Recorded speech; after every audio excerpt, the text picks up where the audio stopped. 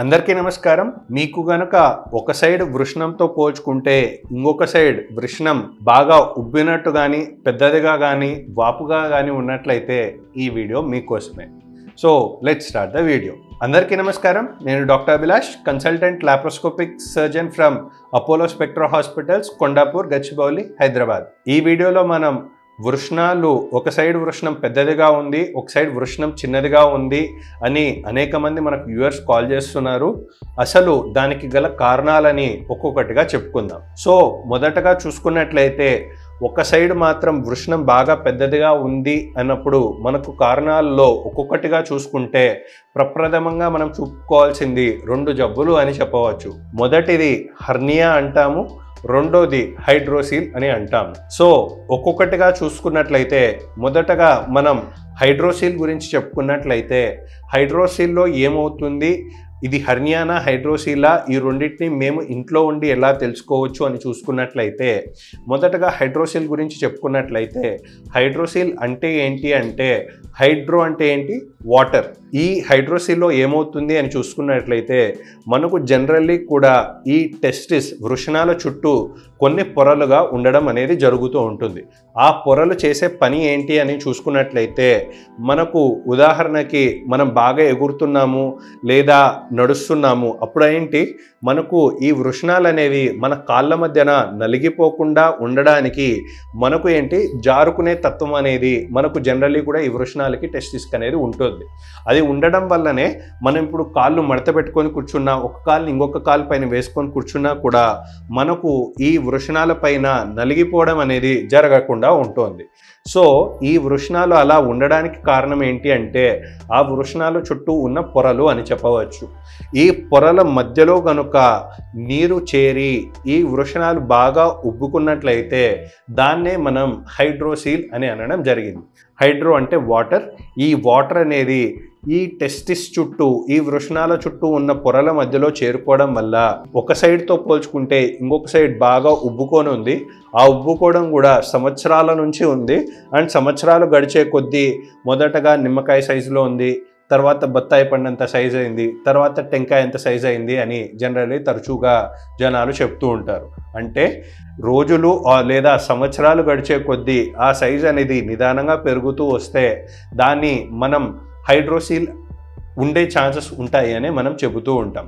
Next ఈ hydrocele కాకుండా ఇంకే కండిషన్లో ఈ వృషణాల వాపు రావచ్చు అని చూసుకున్నట్లయితే ప్రప్రథమంగా మనం చెప్పుకోవాల్సింది గజ్జల్లో వచ్చే హెర్నియా, దాన్నే ఇంగ్వైనల్ హెర్నియా అని కూడా అంటూ ఉంటాం.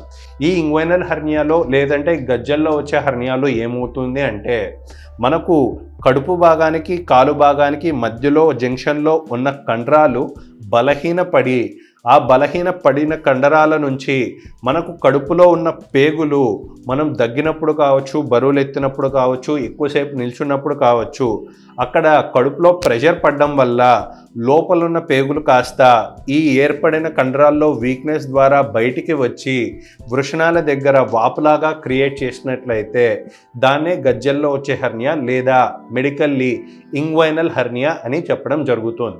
ఈ హెర్నియాకి హైడ్రోసీల్కి ఎలా వ్యత్యాసం ఉంటుంది, ఈ వీడియో చూస్తూ మేము ఎలా తెలుసుకోవచ్చు అని చూసుకున్నట్లయితే ఒక్కొక్కటిగా చూసుకున్నట్లయితే మనం చెప్పినట్టు ఈ హైడ్రోసీల్లో ఏమవుతుంది, వాపు అనేది వృషణాల్లో మొదలైపోయి నిదానంగా ఆ వృషణాల సైజ్ అనేది నెలల్లో కావచ్చు, సంవత్సరాల్లో కావచ్చు నిదానంగా పెరగడం అనేది గమనిస్తూ ఉంటాము.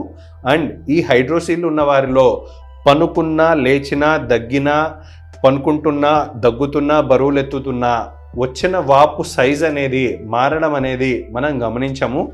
సైజ్ అనేది అలాగే ఉండడం అనేది గమనిస్తూ ఉంటాం.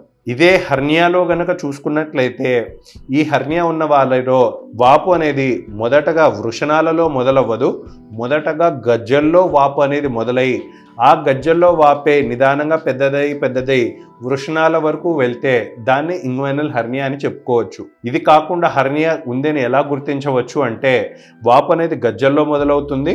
అండ్ ఈ మొదటి స్టేజెస్లో ఈ గజ్జల్లో ఉన్న వాపును చూసుకున్నట్లయితే ఇనీషియల్ స్టేజెస్లో మనిషి పనుకోగానే గ్రావిటీ ఎఫెక్ట్ అనేది ఉండదు కాబట్టి బయటకు వచ్చిన పేగులంతా వన్స్ పనుకోగానే బయటకు వచ్చిన పేగులు లోపలికి వెళ్ళిపోయి గజ్జల్లో వాపు మాయమైపోయినట్లయితే తప్పకుండా మీకు ఇంగ్వైనల్ హెర్నియా ఎర్లీ స్టేజెస్లో ఉన్నట్లే. కానీ ఇదే ఇంగ్వైనల్ హెర్నియా కనుక ఈ జబ్బు ఇంకా అడ్వాన్స్ అయిపోతే అప్పుడు దాన్ని ఇర్రెడ్యూసిబుల్ హెర్నియా అంటాం. అంటే ఏమవుతుంది, గజ్జల్లో మొదలైన వాపు వృషణాల వరకు చేరుతుంది. అండ్ ఇదే హెర్నియా కనుక ఇనీషియల్ స్టేజెస్లో ఉంటే పనుకోగానే ఆ వాపు లోపలికి వెళ్ళిపోవడం అనేది మనం గమనిస్తూ ఉంటాం.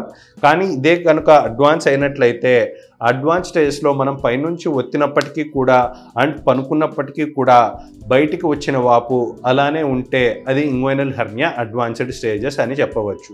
దగ్గినప్పుడు కానీ బరువులు ఎత్తినప్పుడు కానీ వాపు పెరుగుతుంది అంటే అది హెర్నియా కిందికి వస్తుంది. లేదు మనం దగ్గిన బరువులు ఎత్తినా లేదా పనుకున్నా కూడా వాపు సైజు ఏమాత్రం మారట్లేదు అంటే మాత్రం అది హైడ్రోసీల్ అయ్యే ఛాన్సెస్ ఉంటాయి. ఇది హెర్నియా అయినా కూడా హైడ్రోసీల్ అయినా కూడా మనం క్లినికల్ ఎగ్జామినేషన్ ద్వారా తెలుసుకోవడంతో పాటు కొందరిలో మాత్రం మనకు అవసరానికి తగ్గట్టు అల్ట్రాసౌండ్ స్కానింగ్తో పాటు మనకు హెర్నియా ఉందా హైడ్రోసీల్ ఉందా అనేది మనం కన్ఫర్మ్ చేస్తూ ఉంటాం. మీకు కనుక మీలో ఎవరికైనా వృషణాల్లో వాపు ఉంది, మీరు కనుక హైదరాబాద్కి వచ్చి చూపించుకోవాలి అనుకుంటే కింద ఇచ్చిన హెల్ప్ లైన్ నెంబర్ కాంటాక్ట్ అయినట్లయితే అపాయింట్మెంట్ తీసుకొని మీరు నన్ను కలవచ్చు. మన హాస్పిటల్ అపోలో స్పెక్ట్రా హాస్పిటల్ అనేది మనకు గచ్చిబౌలి కొండాపూర్ దగ్గర హైటెక్ సిటీకి దగ్గరలో ఉంటుంది. ఫర్దర్ మీకు కావాలి అంటే కింద మనకు డిస్క్రిప్షన్లో లొకేషన్స్ కూడా షేర్ చేయడం జరిగింది. Thank you.